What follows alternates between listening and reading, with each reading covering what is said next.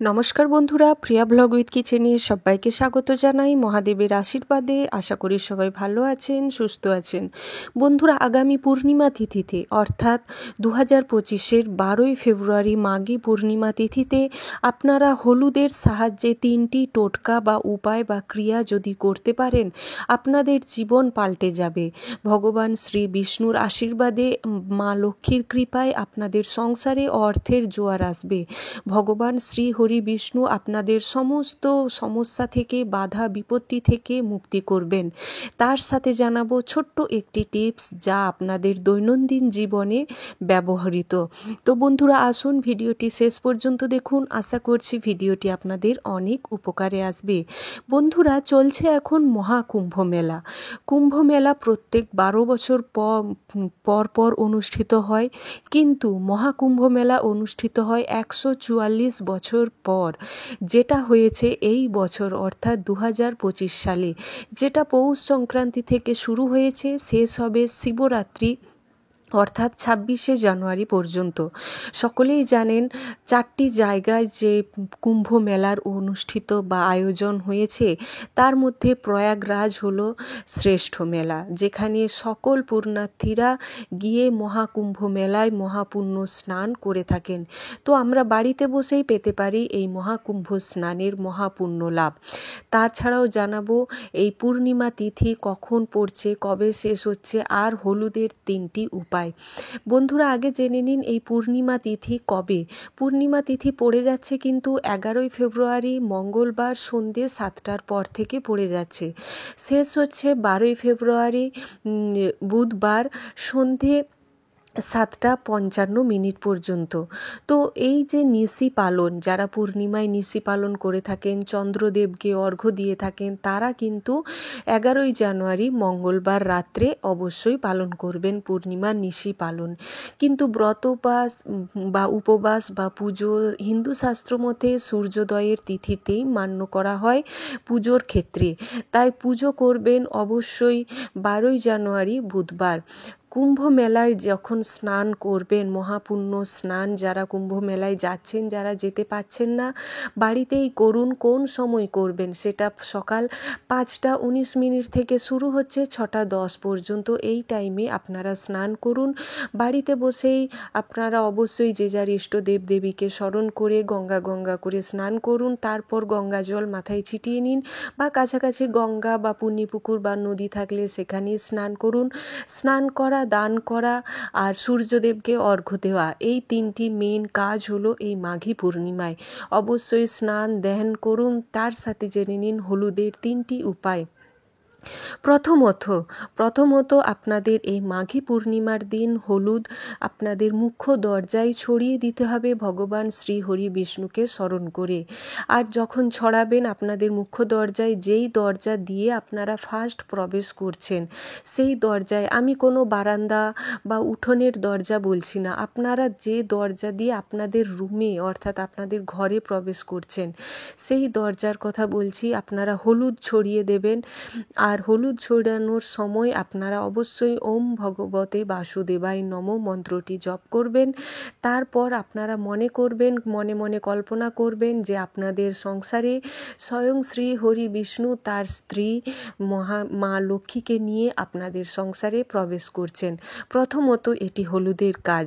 তার আগে যখন আপনারা স্নান করছেন, স্নানের জলে কালো তিল হলুদ মিশিয়ে অবশ্যই স্নান করুন। স্নানের সময়টা আমি বলেও দিয়েছি।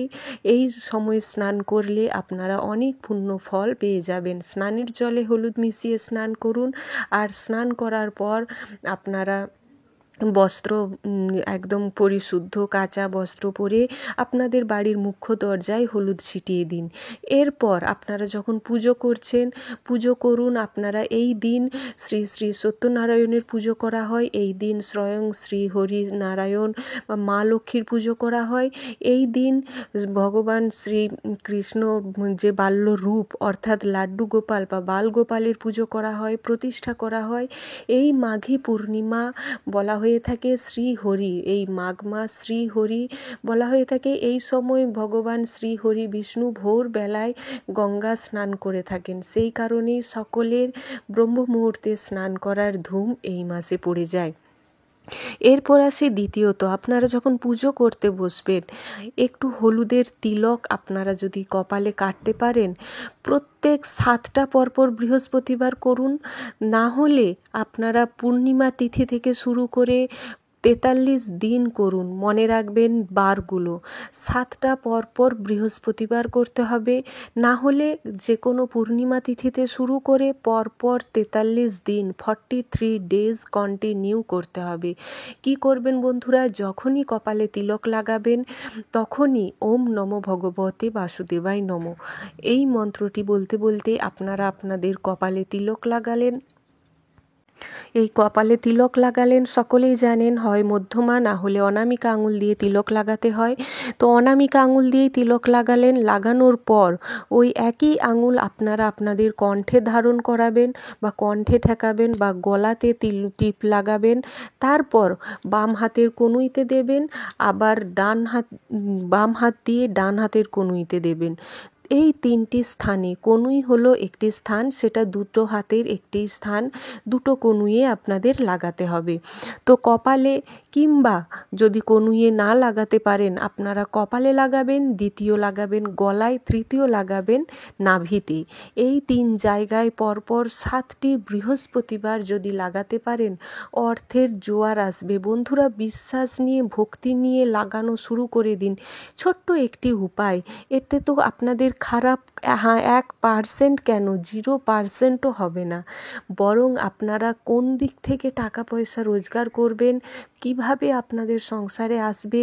সকলের বাড়িতে তো মা লক্ষ্মী আসেনি কিন্তু টিকে থাকে না, অর্থাৎ টাকা পয়সা রোজগার হয় ঠিকই কিন্তু সঞ্চয় হয় না। করে দেখুন না, চমৎকার হবেই হবে। এই মাঘী পূর্ণিমা এই দিনটি হাতছাড়া করবেন না। এছাড়াও আপনারা বৃহস্পতিবার দিন থেকেও করা শুরু করতে পারেন, পরপর 7টি বৃহস্পতিবার করবেন, না হলে মাঘী পূর্ণিমা থেকে শুরু করুন, তারপর পরপর 7টি বৃহস্পতিবার করে দেখুন। এরপর আসি তৃতীয় যে টোটকা বা উপায় করবেন, সেটাও বন্ধুরা হলুদেরই টোটকা। আপনারা এই পূর্ণিমা তিথিতে যখন শ্রী ঠাকুরের পুজো করবেন, অর্থাৎ লক্ষ্মী নারায়ণের যখন পুজো করবেন, তখন আপনারা পুজোর কাছে একটি গোটা হলুদ, একটি 1 টাকার কয়েন আর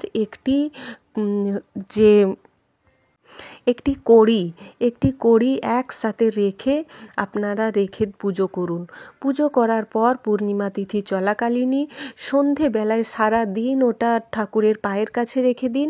সন্ধেবেলায় এই 3টে জিনিস একসাথে একটি লাল কাপড়ে কিংবা হলুদ কাপড়ে বেঁধে আপনারা আপনাদের চালের পাত্রে গোপনে চুপচাপ সকলের চোখের আড়ালে রেখে দিন। এতে কি করছেন, আপনারা আপনাদের বাড়িতে মা লক্ষ্মীকে নারায়ণের সাথে বেঁধে আপনাদের বাড়িতে রেখে দিচ্ছেন।